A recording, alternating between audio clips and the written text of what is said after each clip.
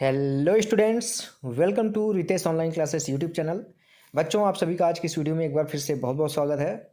आज की इस वीडियो में मैं आप लोगों के लिए लेके आया हूँ यहाँ पे क्लास 6th का एनसीईआरटी हिस्ट्री यानी कि इतिहास का अध्याय 4 का क्वेश्चन आंसर, जिसका नाम है क्या बताती हैं हमें किताबें और कब्रें।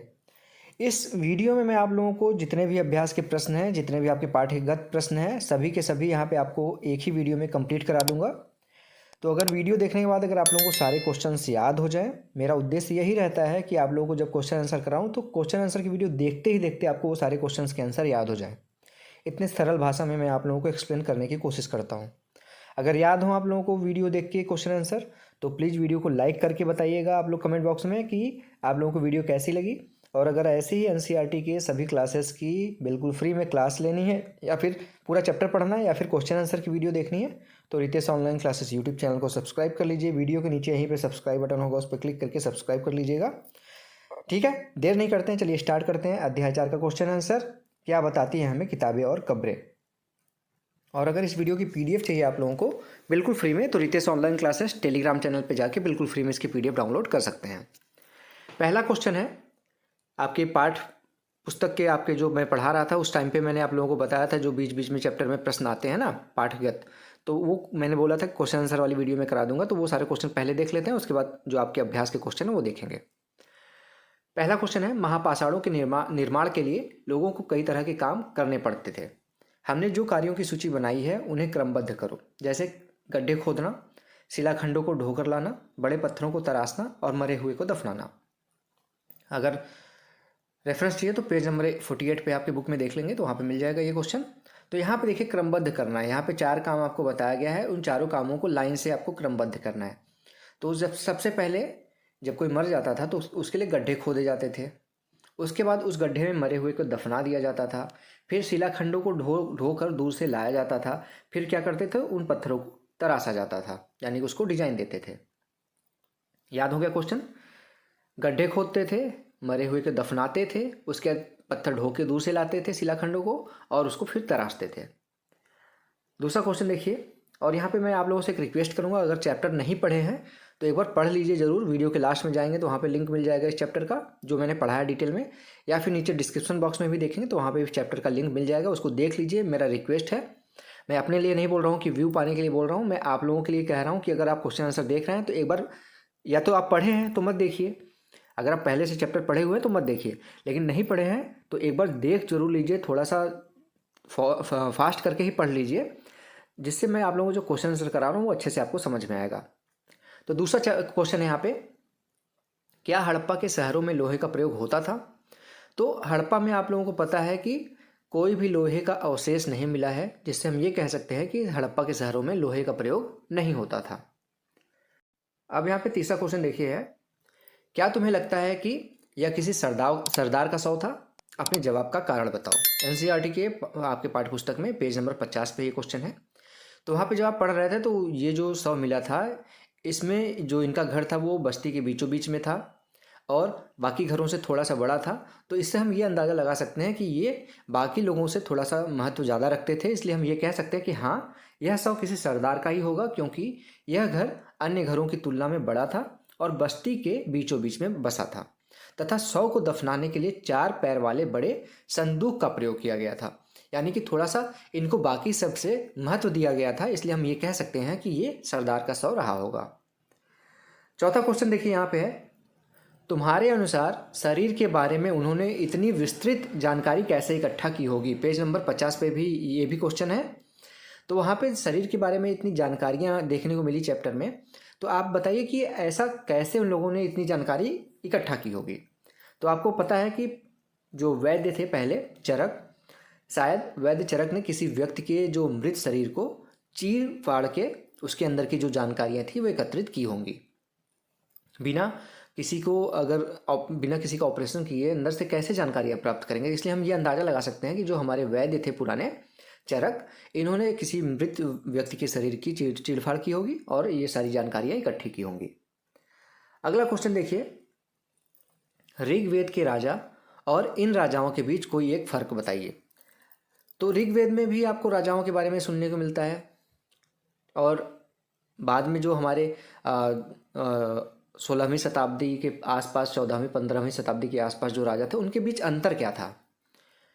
तो यहाँ पे देखेंगे जो ऋग्वेद के राजा थे वो बड़ी राजधानियों में या फिर महलों में नहीं रहते थे, वो लोगों के साथ उसी स्थान पे रहते थे। बस थोड़ा सा उनका जो घर रहता था वो बाकी लोगों के घर से थोड़ा सा बड़ा रहता था, लेकिन ऐसा नहीं था कि वो उस जगह पे नहीं रहते थे। लेकिन जो बाद के राजा हैं, जैसे चीन के राजा की बात पढ़ाया गया आपको, तो वो राजा जो है वो शहरों में रहा करते थे और बड़े बड़े महलों में रहा करते थे। तो ये अंतर है ऋग्वेद के राजा और इस समय के राजाओं के बीच में अंतर। छठवां क्वेश्चन है, तुम 3000 वर्ष पहले के इनाम गांव में रहती हो। पिछली रात सरदार की मृत्यु हो गई। आज तुम्हारे माता पिता दफन की तैयारी कर रहे हैं। यह बताते हुए सारे दृश्य का वर्णन करो कि अंतिम संस्कार के लिए कैसे भोजन तैयार किए जा रहे हैं। तुम्हें क्या लगता है कि खाने में क्या दिया जाएगा। तो अपने आप को आप सोचिए कि अगर आप लोग 3000 वर्ष पहले इनाम गांव, जो किताब बुक में आपके नाम दिया गया गांव का, वहाँ पे रहते हो और उसी रात को क्या हुआ, सरदार की मृत्यु हो गई है और आपके माता पिता क्या कर रहे हैं, जो उनकी लाश है उसको दफनाने की तैयारी में लगे हुए हैं। तो आप बताइए, उस दृश्य का वर्णन करना है आपको और बताना है कि अंतिम संस्कार में कैसे भोजन का यहाँ पे प्रयोग यहाँ पे किया जाएगा। तो यहाँ पे देखिए बताया गया है, मेरे माता पिता सरदार को उसके घर के आंगन में दफनाने के लिए गड्ढा खोद रहे हैं। सरदार का घर बस्ती के बीचों बीच में है। सरदार के शव को 4 पैरों वाले मिट्टी के एक बड़े संदूक में बंद करके दफनाया जाएगा। सरदार का मनपसंद खाना तैयार किया जा रहा है। इस खाने को सरदार के शव के साथ दफनाया जाएगा। इसके अलावा सरदार की अन्य मनपसंद चीज़ें जैसे कीमती वस्तुएं तथा उनके द्वारा प्रयोग की जाने वाली अन्य वस्तुएं भी सरदार के साथ दफनाई जाएंगी। तो समझ गए, ये दृश्य पूरा दर्शाया गया है और ये चैप्टर आप पढ़ेंगे तो आप भी ये समझ जाएंगे कि सरदार को एक बड़े संदूक में बंद करके 4 पैरों वाले उसमें दफनाया जाएगा। उनके खाने पीने की जो उनको पसंद थी चीज़ें उनके साथ दफनाई जाएंगी, ठीक है, और उनको उनके घर के आंगन में ही दफनाया जाएगा। पहले ऐसा ही हुआ करता था, जो भी मृत्यु जिसकी होती थी सरदार की, उसको उसके घर के आंगन में ही गड्ढा खोद के दफना दिया जाता था। अब आपके अभ्यास के क्वेश्चन आ गए, ठीक है। अभ्यास के क्वेश्चन ध्यान से देखिएगा क्योंकि ये ज़्यादा इंपॉर्टेंट होते हैं। अब यहाँ पे देखिए पहला क्वेश्चन है, निम्नलिखित को सम्मेल कीजिए, यानी कि सुमेल भी कहते हैं काफ़ी जगहों पे। इसको मिलाना है आपको एक कॉलम से दूसरी कॉलम की तरफ। थोड़ा सा जूम कर लेता हूँ जिससे आपको देखने में आसानी हो। अब यहाँ पे देखिए इसका मैंने आंसर यहीं पे बता देना है, तो कि यहीं पे मैं मैच करा दूंगा। तो आप लोग ध्यान से देखिएगा, नहीं तो मिस हो जाएगा, तो फिर आपको वीडियो रिवाइज करके देखना पड़ेगा। अब सूक्त के बारे में जब पढ़ाया गया था तो सूक्त के बारे में ये बोला गया था कि जो अच्छी तरीके से बोला गया हो, तो इसका आंसर हो जाएगा ये, अच्छी तरह से बोला गया। रथ है, रथ जो है वो युद्ध में प्रयोग होने वाला एक यंत्र है, एक तरह से कह सकते हैं, वस्तु है। यज्ञ क्या है, यज्ञ आपका अनुष्ठान है। दास क्या है, दास गुलाम को कहते थे। और महापाषाण सजाए गए पत्थर। तो इसको ध्यान से देख लीजिएगा, एक एक चीज़ मैंने यहाँ पे मिला दिया है। सूक्त जो है अच्छी तरह से बोला गया हो, रथ जो है युद्ध में प्रयोग किया जाता था, यज्ञ अनुष्ठान को कहते हैं, दास गुलाम को कहते हैं और महापाषाण सजाए गए पत्थरों को कहते हैं, ठीक है। अब आगे बढ़ते हैं हम। आगे देखिए, फिल इन द ब्लैंक से वाक्यों को पूरा करना है। यहाँ पे मैंने ऊपर वाक्य दिखा दिए, नीचे मैं फिल करके भी दिखा दिया हूँ। तो यहाँ पे पहला है, क के लिए दासों का इस्तेमाल किया जाता था। तो यहाँ पे देखिए मालिक की सेवा करने के लिए, मालिक की सेवा करने के लिए दासों का इस्तेमाल किया जाता था। दूसरा है, ख में महापाषाण पाए जाते हैं। तो देखेंगे यहाँ पे जो महापाषाण पाए जाते हैं वो मेन रूप से दक्कन, दक्षिण भारत और उत्तर पूर्वी भारत तथा कश्मीर में महापाषाण पाए जाते हैं। तीसरा है, जमीन पर गोले के में लगाए गए पत्थर का या चट्टान डैश डैश डैश का काम करते थे। तो जमीन पर जो गोले में लगाए गए पत्थर चट्टान चिन्हों का काम करते थे, कि यहाँ पे ये चिन्ह प्रदर्शित करता था कि हाँ यहाँ पे ये चीज़ दफनाया गया है। अगला है, घ पोर्ट होल का इस्तेमाल डैश डैश डैश के लिए होता है। अब आप चैप्टर पढ़े रहेंगे तभी ये सारी चीज़ें बहुत आसानी से कर लेंगे, इसीलिए मैं कह रहा था चैप्टर एक बार पढ़ लीजिए। तो आपको पता है पोर्ट होल होता था, जब लाशें दफनाई जाती तो उसमें एक होल किया जाता था सिर की तरफ। तो पोर्ट होल का इस्तेमाल पत्थरों से बने हुए कमरे में जाने के लिए बनाया जाता था। और इनाम गांव के लोग डैश डैश डैश खाते थे। इनाम गांव के लोग अनाज, फल और मांस खाते थे। तो ये सारे क्वेश्चन हो गए। अब चलते हैं तीसरे क्वेश्चन की तरफ। आज हम जो किताबें पढ़ते हैं वे ऋग्वेद से कैसे भिन्न हैं। हम काफ़ी किताबें पढ़ते हैं और प्रेजेंट टाइम में जो हम पढ़ रहे हैं वो जो पुराने ऋग्वेद है उससे कैसे भिन्न है। आज हम जो किताबें पढ़ते हैं वे लिखी और छापी गई हैं, यानी कि या तो हाथों से लिखी गई हैं या तो प्रिंटेड है। जबकि ऋग्वेद का उच्चारण और श्रवण किया जाता था, यानी कि उसको बोला जाता था और सुना जाता था।